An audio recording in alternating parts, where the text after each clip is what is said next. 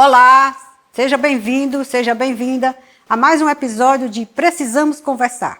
E hoje a gente vai abordar um tema importantíssimo, que está bem atual, que é a questão do desenvolvimento sustentável, esse tão falado desenvolvimento. E para falar desse tema tão importante que afeta, digamos, a vida do planeta, a vida de cada um de nós estamos convidando a professora, e é tanta coisa, ela é doutora em desenvolvimento e meio ambiente, é mestra em geografia e também especialização em geoprocessamento, ela é escritora, é artista, é green influencer, a mulher é muita coisa. Muito obrigada, Magda, por estar aqui conosco, né, para a gente falar desse livro daqui da Magda.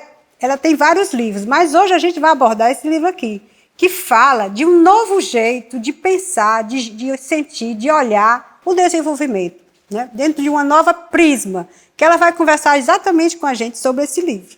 E assim, muda realmente, né, o nosso olhar, o nosso pensar, o nosso fazer, principalmente, né? E aí, seja bem-vinda, Magda. O que é que você nos diz aí? Fala assim um pouquinho do que foi essa proposta, como você pensou, o que é que ele traz e como tem sido para você depois de você ter escrito esse livro.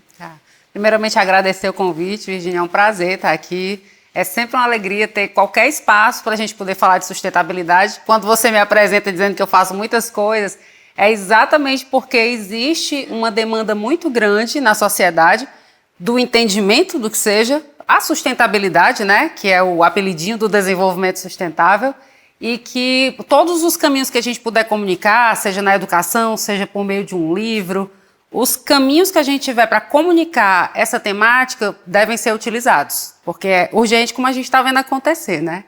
E aí, te respondendo especificamente, esse livro ele propõe uma virada de mentalidade, né? Literalmente, da forma como a gente enxerga o mundo e a vida, como nos enxergamos aqui no nosso grande ecossistema planetário. E ele acabou sendo uma virada na minha própria vida, né? Porque aquela história, eu fui da teoria para a prática. Eu sou da ciência, né? Como você falou, tenho doutorado em desenvolvimento e meio ambiente. Então, eu sou muito acostumada com esse ambiente da ciência, da educação. Mas eu tinha a inquietação, como que eu vou levar isso? Como transformar essa linguagem, simplificar essa linguagem para ela ser minimamente acessível para as pessoas? É porque essa questão é tão presente na vida da gente, mas às vezes tão complexa, né? Exato. E sair dessa complexidade, que é quando a gente pensa meio ambiente, quer dizer, é tudo. É a gente com a gente, é a gente com o outro, é a gente com o nosso entorno aqui no dia a dia, e é a gente com o nosso planeta, a nossa casa maior, a nossa cidade. Então, é de uma complexidade, né, Mar? Isso, e aí isso é um problema, porque quando nós humanos, a gente tem uma mania de quando pega um problema complexo, que é simplificar a solução. E aí, às vezes, a gente acha que, por exemplo, sustentabilidade é só a gestão de resíduos. Mas a gente tem a problemática da água, das mudanças climáticas, a gente tem a autossustentabilidade humana, a gente tem questões sociais muito fortes, sobrecarga da... Nossa, é tanta coisa. A questão da indústria que você cita, né, que Sim. é digamos assim, algo que é bem, digamos assim, essa virada, porque nós tivemos várias, digamos, etapas do processo de industrialização no mundo e no nosso país também, né? E isso faz, assim, toda uma mudança quando você tem as mudanças climáticas, quando você tem a questão da evolução da economia, porque é sempre o tripé, o social, o econômico e o ambiental, né? E aí você procurou trabalhar, né? Isso aí no seu livro, né? No livro tem um histórico, desde a primeira Revolução Industrial, porque a problemática da sustentabilidade surge de maneira mais forte a partir da primeira Revolução Industrial.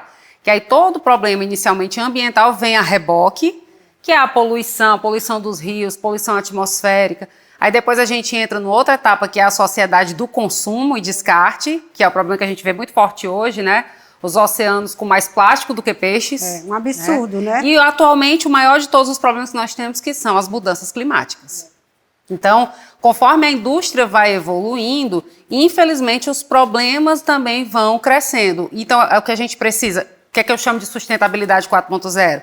É exatamente a tentativa da sustentabilidade vir antes e orientar a indústria. Porque não é uma questão de acabar com a indústria, é uma questão de orientar para essa indústria se tornar sustentável. Exato.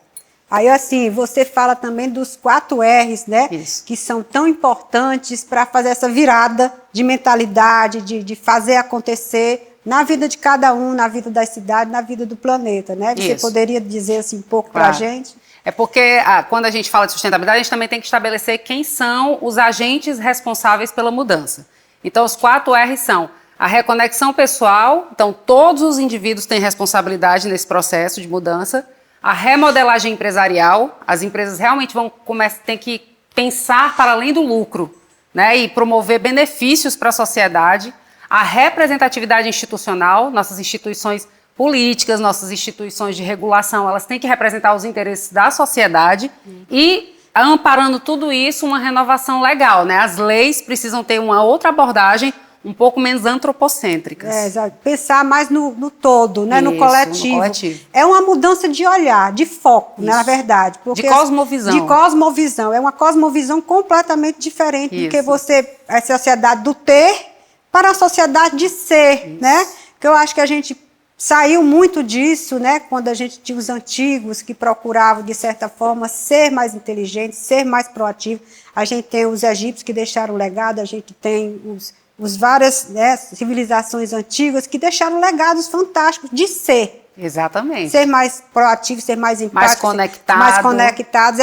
Com a natureza. Com a natureza, inclusive. Aí a gente foi se distanciando dessa natureza numa visão muito de ter. Exato. É porque eu preciso ter um tênis da marca, é porque a própria indústria foi fazendo com que a necessidade de lucro e a necessidade de consumir. Exato. Né? E aí eu tenho que descartar e eu, ao mesmo tempo, o que é que eu vou ficando cada vez mais individualista, egoísta e naquela competição, uma coisa muito competitiva. Então a gente teria que desconstruir essa visão para sermos mais empáticos, para sermos mais conectados, para sermos pessoas... Para sermos mais autossustentáveis. Autossustentáveis, né? Exato. Que eu acho assim, essa visão. E como é que eu faço para ser mais autossustentável? Eu acho que tem que partir desse entendimento primordial, né? Que a vida... Você tem que pensar o básico, assim, ó. Não é possível que nós estamos aqui, todos os humanos, para viver em função de trabalhar, consumir e descartar. Eu acho que tem algo maior para satisfazer o nosso coração, a nossa vida, e a gente ajudar a coletividade, colaborar com a coletividade. Porque essa é a nossa grande casa comum. Então, se você olhar como exemplo a natureza, na natureza cada bichinho, cada planta tem uma função que ajuda a vida a se tornar sustentável, a vida como um todo. A função da natureza é isso, tornar a vida possível. A questão da biodiversidade, né? Isso é. Então a gente precisa incorporar essa inteligência da natureza na nossa própria vida.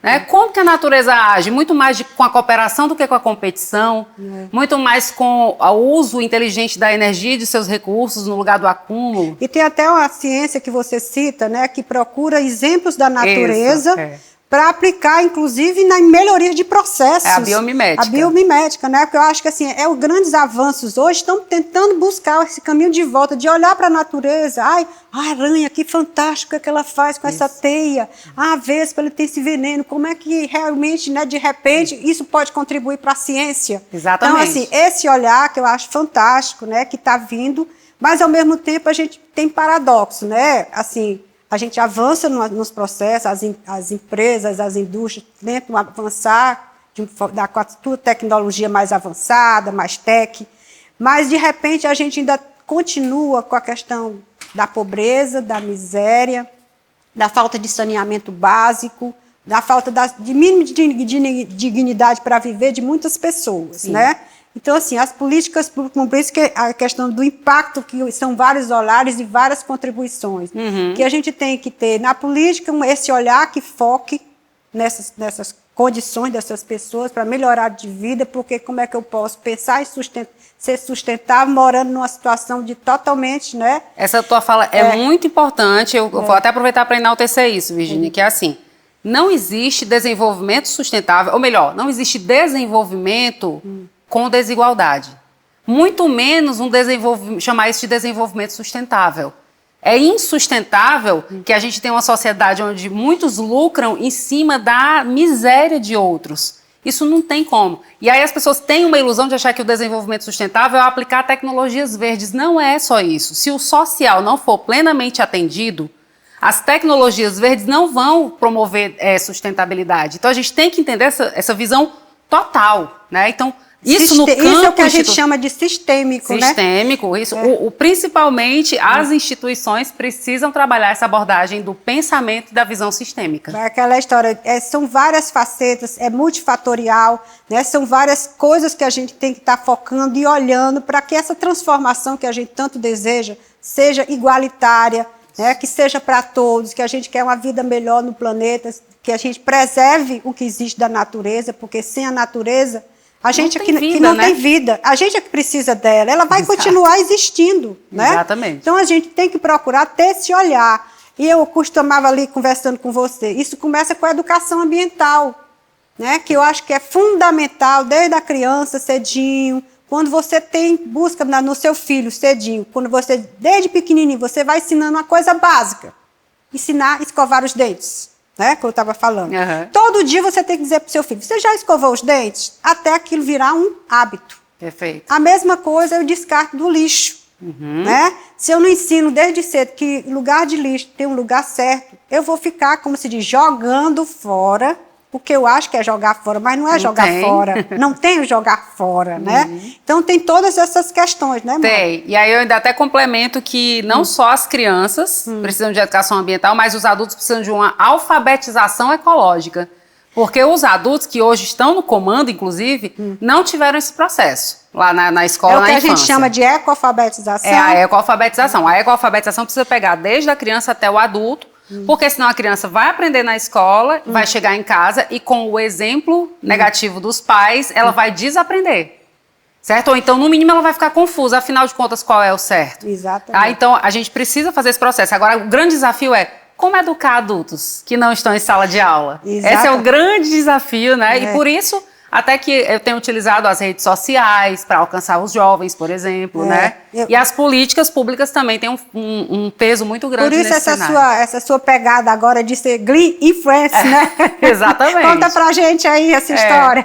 Esse é um processo que aconteceu naturalmente, eu adoro me comunicar. E falar nas redes sociais sempre foi muito tranquilo para mim, até lúdico, sabe? Até divertido. E aí eu percebi que os adultos, né, eles iam aderindo a esse discurso e percebendo e se sensibilizando. E esse nome foi naturalmente, que é o influencer verde, né? É o green influencer. Mas é uma grande brincadeira, mas que, assim, de certa forma, vem ganhando muita força, né? Eu acho que cada vez mais, né, as redes sociais necessitam de informações de qualidade, né? De informações que sejam educativas, que tragam alguma coisa que acrescente a vida das pessoas. O bom conteúdo. O bom conteúdo, que eu acho que cada vez mais, eu estava dizendo, a gente tem que se propor a isso, a levar informações que possam, de repente, despertar, mudar o jeito de olhar, a percepção, ampliar essa consciência, porque eu acho que se você não cria consciência, você não transforma, não é isso, Magna? E eu acho também que a internet, ela tem um poder específico, que ela tem uma linguagem muito criativa, muito artística, e isso de certa forma, atrai os adultos. Captura, né? Captura pela imagem, pelo som, por uma pegada assim, é uma forma muito sutil de passar essa mensagem ecológica, às vezes não tão sutil assim, mas que não necessariamente aquela coisa formal na escola, sentadinho para aprender. Né? A gente vai pegando os insights, o adulto é muito disso, né? Escuta e tem um insight. Ele vai se identificar com aquela informação, com aquela mensagem, e isso também produz um efeito. E o lúdico, ele não é só para criança. De forma Nós temos sempre aquela criança que está aqui dentro, né? E somos capturadas por ela, nós somos seres visuais, somos seres que temos essa necessidade até para a gente poder armazenar aqui nesse chipzinho alguns conteúdos. Opa, tem que me chamar a atenção. Exato. Aí é por isso que é tão interessante as redes sociais nesse sentido, que a gente pode levar a informação de uma forma de que alguém possa ali, porque tem tanta coisa que a pessoa possa parar, começar a ver e achar, vou ver isso aqui porque é interessante. Exatamente. Né? Eu acho assim, e o que é que pode, digamos assim, dar um novo sentido, né? Essa virada de chave, que como você fala, né? Na vida das pessoas. Poxa, eu era assim, eu passava, não me preocupava, via aquele lixo, tá sujo, cada vez mais sujo, vou jogar aqui esse papel, vou jogar aqui esse palito de picolé. Mas quando a gente adquire essa consciência, eu arranjo um jeito de botar dentro da bolsa, né? E não já é natural. Já é natural, você incorpora, isso, né? Faz e para que isso, como é que você acredita que a gente pode fazer essa virada de chave?